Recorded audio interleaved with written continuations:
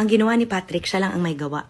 Hindi ko gets talaga yung mindset ba na just because may nakita ka na cheater sa internet, automatically idadamay mo ang asawa mo or partner mo. Wag naman ganun, be. Hindi naman fair yun. Kasi sa amin, of course, hindi kasi ako ganun mag-isip. Maybe because I'm a lot older now. Hello. Magta-37 na ako in a few days ba? Weeks pa naman. Pero yung thinking kasi, whatever you see kasi on the internet, wag naman automatically idadamay mo yung partner mo. Just the same way na I posted kasi the screenshot, yung post ni Ed to support me. Tapos may mga nag-comment, uy, ikaw lang din naman nag-post niyan. Like what? Nalaman ko pala na may mga instances pala talaga na may mga babae na ginagamit ang account ng mga asawa nila para i-post sila. Hoy! Why do you do that? I mean, I don't get it. I can't relate. Pero girl, wag mo namang ibaba yung sarili mong antas, be. Wag mo namang gamitin ang account ng asawa mo para i-post yung sarili mo. Huy! Mag-iwan ka naman ng konting dignidad, mami. O, ito ang gagawin natin, ha? Una sa lahat, if your partner does not assure you and is not proud of you, that's his problem, not yours. All you have to do is that you have to love yourself more. Meaning that if your partner is unkind to you, you have to be kind to yourself. Kasi ako, hindi ko sinasabi, huy, stress. Hindi ko talaga sasabihin sa asawa ko na i-post ako. Giatay, bakit ko naman gagawin yun? Ang dami-dami ng tao na pinopost ako, ginagamit nga ako as content sa lahat ng mga taong hindi namin kilala. Tapos yung asawa ko, if force ko, hindi ko na kailangan yan, be. Hindi ko na talaga kailangan ng ganyang affirmation because I affirm myself. Kaya ikaw, wag mong gawin yan. Kaya natatawa ako nung sinabihan ako na, uy, ikaw lang din nag-post niyan. Huy! Ew! Why would I do that? Why would I go to my husband's profile to post myself? I have my own profile and I have got more followers. And then yun pala, kasi gawain pala yun. Mga mima, wag ganyan. Kasi that's one of the things Because if your partner sees na wala ka talagang value sa sarili mo, that's when they disrespect you. That's when they do not value you. Because nakikita nila that you don't set boundaries for yourself. It's like the cheating issue, 'di ba? May mga nagbi-blame na kasalanan daw ni Meiko, na yun nga, minahal daw niya ng masyado si Patrick, kasalanan daw ni Meiko, kasi pinayagan daw niya na ganito si Patrick. Yes, may kasalanan si Meiko. But the choice to cheat is Patrick's. The choice to hire hookers and walkers and whatever is Patrick.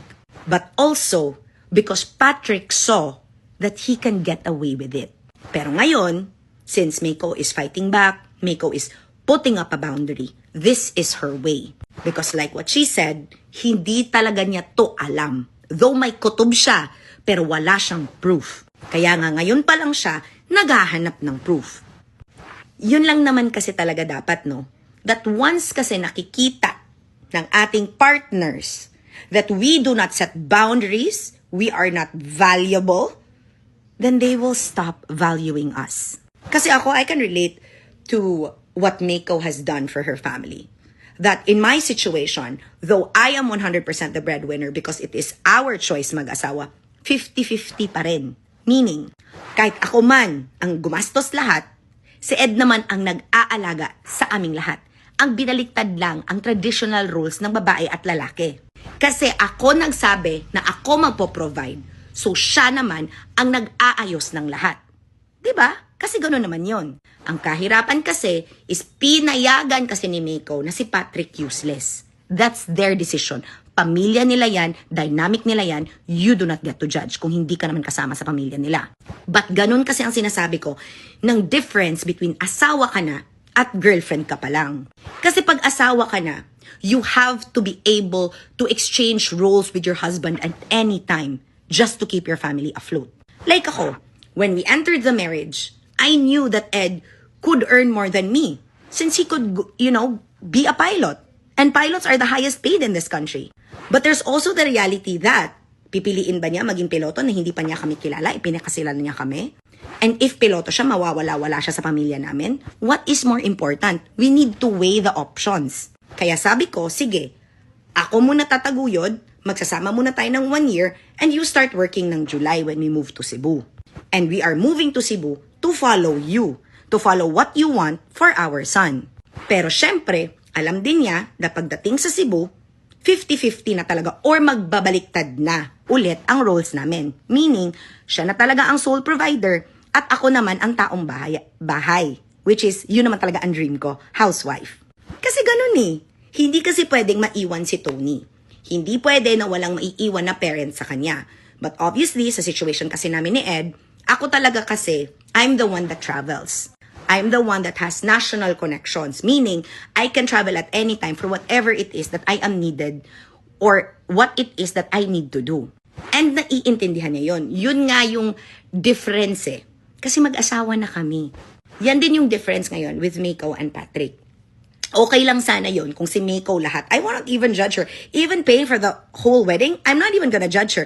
Kasi why do you expect a man like Patrick to pay for the wedding? Wala kang trabaho, B. Ang tanga naman ng, di ba? Na magde-demand ka na wala nang trabaho yung tao.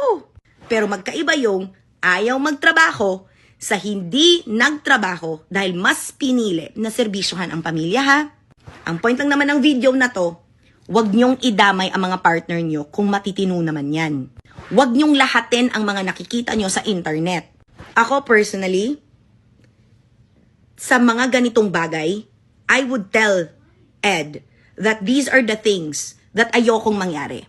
That if in case you feel attracted to another person, same as me, if we feel like we are attracted to other people, let's talk about it and be honest, 'di ba? About it. And sabi ko sa kanya, Edgar, walang problema sa akin, 'di ba? Kung ma-attract ka sa ibang babae, basta ang level natin yung bida lang ng Netflix series na Bet. Yun lang, yung babaeng bida doon, ganda niya, mi. Kaya sabi ko, kung yun ang kakabitin mo, titrisam ako, sasama ako sa inyo. Ganun. At sabi naman ni Ed sa akin, the moment ko no siya na mangangaliwa is kung kunong ang hiwa ko no sa na. Unsa na kanang vertical, horizontal, di ba?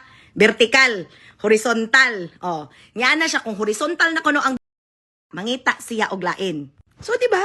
Di katawan na lang namo ang issue. But because manggod, I value myself. Because kibalo manggod ko sa akong lugar and the rules that we have set.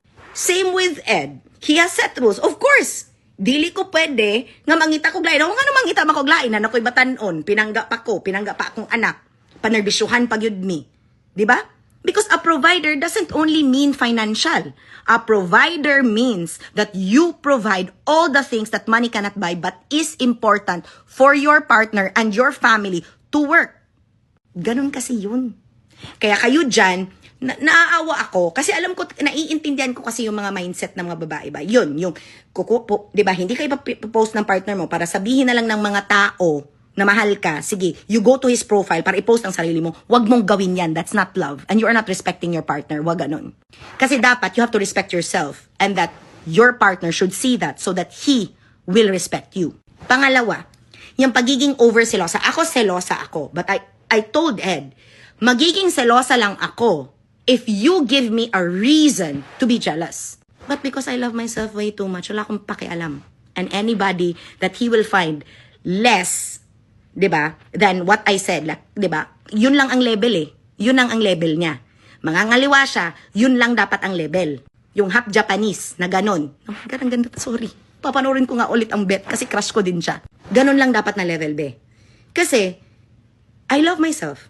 Alam ko kasi kung kanino ako mai-insecure. And sa ngayon kasi talaga, sorry ha, kahit laylay ang boobs ko, kahit hindi maganda ang skin ko dito, kahit na wala kasi akong insecurity sa ibang tao because wala eh.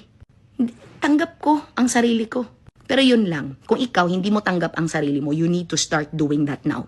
You need to start loving yourself more now so that your partner can see that they should love you more. Because remember, ganun yun. And pag hindi ka pinost ng partner mo, pabayaan mo siya.